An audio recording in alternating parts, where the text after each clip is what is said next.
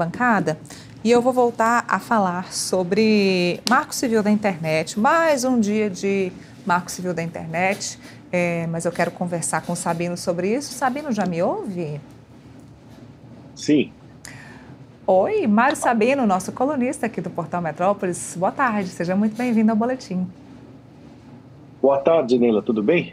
Tudo ótimo, e você? Tudo bem. Um pouco Mas frio aqui. frio em São Paulo?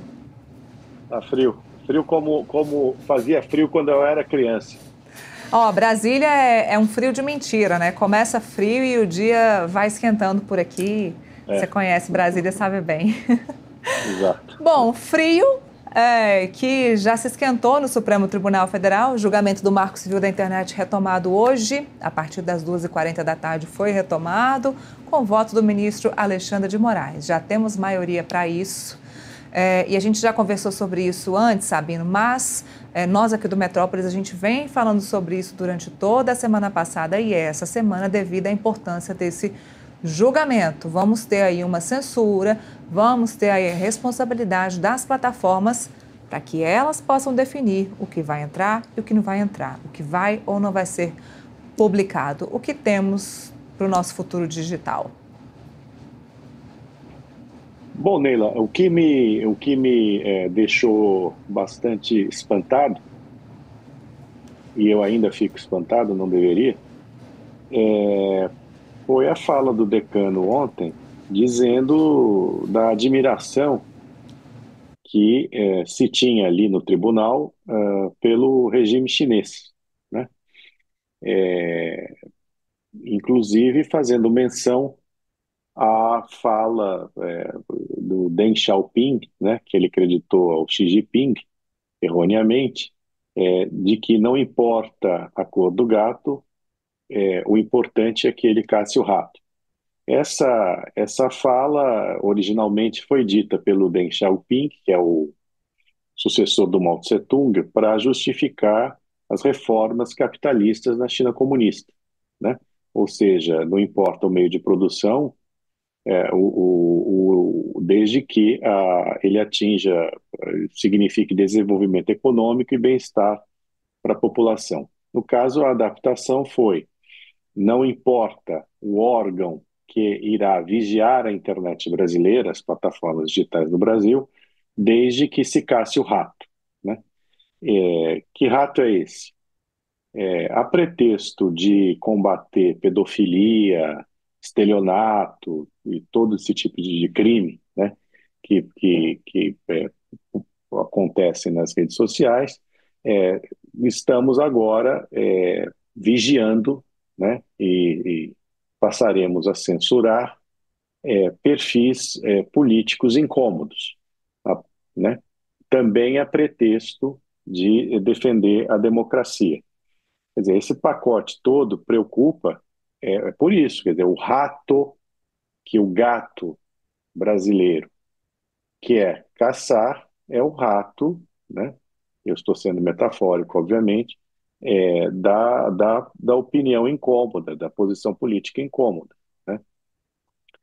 A pretexto justamente de defender a democracia, de fake news, de desinformação, essas coisas todas que não estão exatamente tipificadas, né? Uma vez que dão margem, essas coisas dão margem a que, na verdade, você censure gente que discorda de você, né? Essa menção à China é preocupante, tão mais preocupante porque é a segunda vez que a China aparentemente serve de exemplo, né, para a tal regulação das redes digitais, né, das plataformas digitais, das redes sociais. Vamos lembrar que o presidente Lula e a sua consorte, quando estiveram na China, pediram ao Xi Jinping, que enviasse um emissário ao Brasil para ajudar a regulamentar as redes sociais, especialmente o TikTok, de origem chinesa. Agora temos uma menção elogiosa ao regime chinês no STF, que está, na minha opinião, mas não só na minha, né, usurpando o papel do legislativo né, ao derrubar o artigo 19 do Marco Civil da Internet e responsabilizar as redes pelos conteúdos que elas publicam. Então, assim, eu não acho que uma ditadura como a chinesa possa ser exemplo para nada no Brasil. No entanto, parece que está servindo, né, como tal, aí para o pessoal de Brasília, né? Os ministros do Supremo Tribunal Federal, principalmente depois do advento da TV Justiça, decidiram aumentar a sua bibliografia para justificar os seus argumentos. Então, sempre tem muitas citações. Há exemplo aí do ministro André Mendonça no voto dele, que fez referência a vários autores, vários pesquisadores. A mesma coisa fez agora o ministro Gilmar Mendes, como você disse, de forma errada, mas citou, de fato, um chinês. Que momento a gente se tornou tão próximo da China e por que ficar citando a China como um exemplo aqui no Brasil? Bom, Neila, eu não posso aí elencar motivos, né? Porque eu não tenho base para isso. No caso do decano do STF, né? Mas eu posso elencar motivos no caso do Partido dos Trabalhadores, do seu chefe, que hoje é presidente da República, né? Eles vêm da mesma tradição autoritária, né? Da tradição autoritária de esquerda, né? Que só defende liberdade de expressão quando a liberdade de expressão é a favor, né? Nunca quando é contra ou quando é crítico e tudo mais. Quer dizer, você olha as tentativas que são sucessivas, né, do PT de controlar a liberdade de expressão, é, e você verifica que é uma constante, né, um padrão, né, desde aquele primeiro mandato do Lula, quando ele queria estabelecer o tal do Conselho Federal de Jornalismo, né? Na verdade, era quase um soviete, né, para que controlasse a imprensa, né? É, Depois, com o advento das redes sociais, as redes sociais escapam, né, a qualquer controle, né? E mesmo, viu, mesmo com responsabilização das plataformas digitais, dificilmente tudo ficará sob controle, né? A preocupação dos caras é essa, quer dizer, você não ter gente discordando, gente com outras visões e tudo mais, porque é a visão da esquerda. A esquerda, ela num primeiro momento, ela quer ser hegemônica quando ela não tem o poder. Então, a hegemonia cultural da esquerda, a hegemonia no meio universitário sempre foi um objetivo a ser perseguido, né? E quando ela está no poder, não quer ter hegemonia, ela quer ter, na verdade, a exclusividade sobre o discurso político, o discurso cultural, né? Uma característica inata da esquerda, né? Não que não haja também liberticidas nas hostes da direita, mas a tradição autoritária é uma tradição desde há muito, né, da esquerda, né, no âmbito da liberdade de expressão e da liberdade de imprensa. Então, de certa forma, não é admissível, mas digamos assim, natural do ponto de vista ideológico, né, que uma ditadura como a chinesa sirva de exemplo para um partido de esquerda como o Partido dos Trabalhadores. Tem hoje a internet como o maior divulgador, maior megafone de vozes no Brasil, eu não me lembro quando foi o último momento que houve esse tipo de censura no país. Você se lembra da última vez que houve esse tipo de censura? Porque isso é uma censura aqui no Brasil? Bom, você tinha um departamento, você teve departamentos de censura, né, oficiais, por exemplo, na ditadura Vargas, né, Sim. e depois sob a ditadura militar, né. Quando agora o STF designar um órgão para exercer a vigilância sobre as redes sociais, sobre as plataformas, né? Muitos falam, aliás, há sugestão, né? Parece que um dos ministros acha que a PGR talvez seja a instância mais apropriada, mas quando se estabelece que haverá um órgão que vigiará as plataformas digitais, o que é isso senão um órgão de censura? Certo? Então, agora, o dado diferente aí é que estamos sob uma democracia, né? Sob um regime democrático, né? Então, você ter um órgão que vigia plataformas digitais especificamente para isso, quer dizer, que vai criar um departamento, sei lá como é que eles vão fazer, se for o caso da PGR, né? Se for a PGR a agraciada com essa nobre missão, né? Teremos um órgão de censura, né? Um órgão de censura. Agora, veja, ontem mesmo você teve lá na Câmara o ministro Haddad, né, batendo boca, né, com deputados bolsonaristas, né, e acusando, né, o Nicolas Ferreira de acusando, não com essas palavras, mas dizendo, olha, é impossível que aquele seu vídeo sobre o Pix tenha tido 300 milhões de visualizações. Você não existem aí, evidentemente trocou as bolas completamente, né, dizendo não há 300 milhões de pessoas que falam português no mundo. Como é que o seu vídeo pode ter 300 milhões de visualizações? Quer dizer, primeiro que é uma ignorância de como é que é feita essa contagem, né? A mesma pessoa pode ver várias vezes, ou ver um trecho mais de uma vez. Quer dizer, visualização não significa, não é igual a pessoa, né? Mas, para além disso, disse que o vídeo, para ter esse alcance, contou com a ajuda das Big Techs. Quer dizer, sabe, não é uma fake news, certo? Não contou com a ajuda das Big Techs. Muito provavelmente contou com a ajuda do algoritmo, que você sendo uma jornalista que trabalha na internet, você sabe como funciona isso aqui, né? Se uma coisa tem muita visualização, isso alimenta. O algoritmo entende que isso tem interesse e distribui mais, mas isso não significa necessariamente ajuda das Big Techs. Não é uma ajuda ilegítima das Big Techs, é como funciona o negócio. Você pode até discutir que o negócio não deveria funcionar assim, mas enfim, é como funciona o negócio, né? Então, assim, você veja, esse tipo de cabeça que quer controlar o que é verdade e o que não é verdade, né, nas plataformas digitais, no discurso do cidadão. Não dá.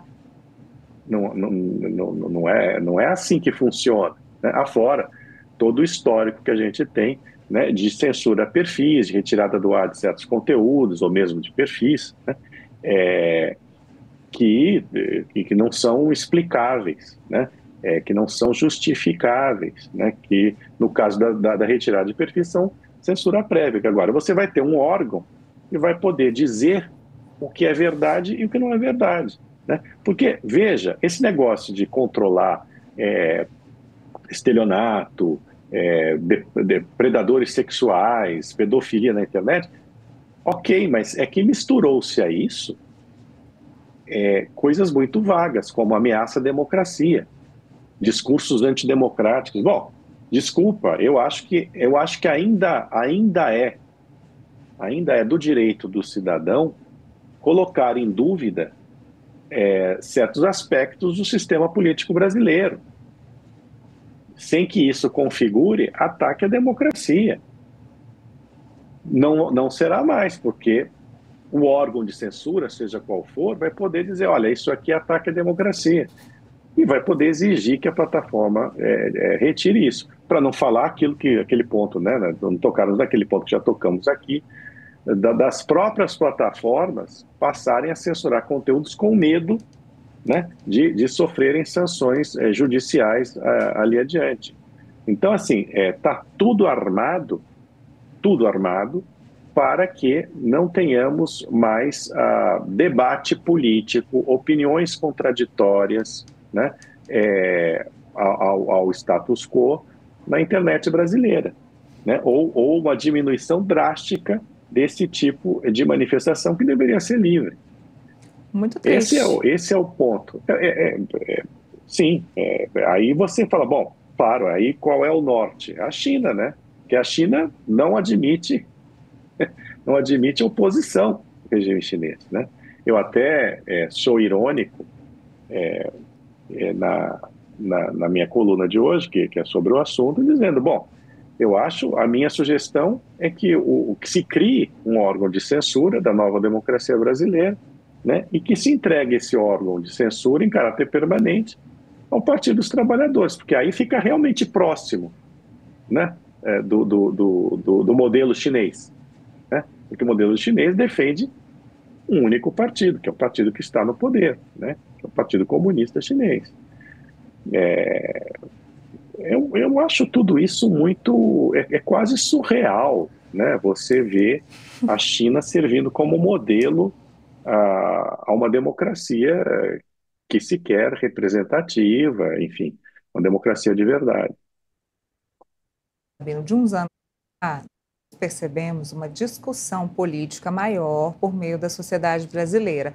Todos, da classe mais baixa às classes mais altas. Isso com certeza por conta do advento das redes sociais, da facilidade da disseminação da informação. Porque antes as pessoas discutiam de tudo, do futebol à Fórmula 1, de qualquer outra coisa, mas até porque as pessoas achavam a política muito chata. Hoje não. Hoje a política já é tratada como um assunto de família, o que eu não recomendo, mas é tratada como um assunto de família, é tratada como um assunto das redes sociais. Existe hoje um debate político instalado no Brasil. E isso, essa censura, ela vai, de novo, prejudicar uma coisa que já havia crescendo. Na minha visão, Neila, o que havia era uma demanda reprimida, né? Digamos assim, né? É, por quê? Porque, veja, se você pegar, é, encarar assim, a coisa do ponto de vista de esquerda e direita, certo? A esquerda sempre foi hegemônica e arrebanhava seus quadros nas escolas e universidades, né? É, tá, tem sindicato, também tudo mais assim, mas assim, os quadros ideológicos e tudo mais, a propagação da ideologia se dava e ainda se dá, né, principalmente nas escolas e universidades. Esse é um feudo da esquerda, né? Com o advento das redes sociais, o que aconteceu foi o seguinte: mais gente começou a poder se expressar politicamente, né? Porque antes os canais eram muito reduzidos, né? E o pessoal que está à direita, né, não tinha os canais universitários, nem da escola, eles eram absolutamente abafados, né? Passou-se, então, a contar com as redes sociais, né? E as redes sociais passaram a ser também um instrumento de recrutamento de quadros da parte da direita, né? Então, é óbvio que aumentou, né? Aumentou a cacofonia, né? Ou a pluralidade, como se queira, né? Só que, como a gente já disse aqui, a esquerda não sabe atuar nas redes sociais. As redes sociais, elas se tornaram um instrumento de propagação de ideias de direita, também porque era ali que a direita podia se manifestar, visto que, visto que no meio acadêmico, no meio estudantil, nunca se conseguiu escapar desse abafamento que a esquerda sempre exerceu sobre opiniões que não lhe eram conformes. Então, assim, o que faz a esquerda, então? A esquerda agora tenta abafar as redes sociais, né? Já que a luta ali é desigual. Eu acho que é este fenômeno, né, inclusive, que explica também esse negócio de discurso de apolarização. Gente, polarização sempre houve, só que ela era reprimida, você entende? E polarização, do ponto de vista da esquerda, é quem discorda dela, entendeu? Essa que é a polarização. É por isso que se critica tanto a polarização à esquerda, né? Não, como é que pode ter gente que não concorda comigo de uma maneira tão completa, tão antípoda, né? É, porque polarização, se você pensar, sempre houve em termos eleitorais, né? Veja, eu não estou aqui fazendo defesa de gente que vai agredir a outra, né? Porque não concorda politicamente, até porque eu acho, isso que você falou, quer dizer, você brigar com um familiar seu por causa de política é ser muito estúpido, né? Porque, no fundo, os políticos todos, eles acabam se entendendo, né? Sim. Eu estou falando no nível do discurso, né? Que a polarização sempre existiu e até acho eu que é salutar que existe, né? O conflito permanente entre visões de mundo, até para que uma não se sobreponha à outra de uma maneira tão acachapante e que se torne um pensamento único, né? É, Agora, o fenômeno é esse. O que estamos assistindo no Brasil é essa tentativa de solapamento de um discurso à direita, né, acusando sempre discursos à direita de serem desinformação, fake news, e etc. Esse é o risco que corremos agora, né, com essa regulamentação forçada, né, via STF. E a gente, Sabino, continua acompanhando esse julgamento aqui pelo Metrópolis. Nosso boletim continua, mas também continuamos acompanhando o julgamento. Eu agradeço muito a você pela opinião e a gente segue. Te espero de novo na próxima terça-feira aqui no Boletim com a gente. Obrigada, Tá Sabino. bom, até lá. Obrigado, Neila. Até logo. Até.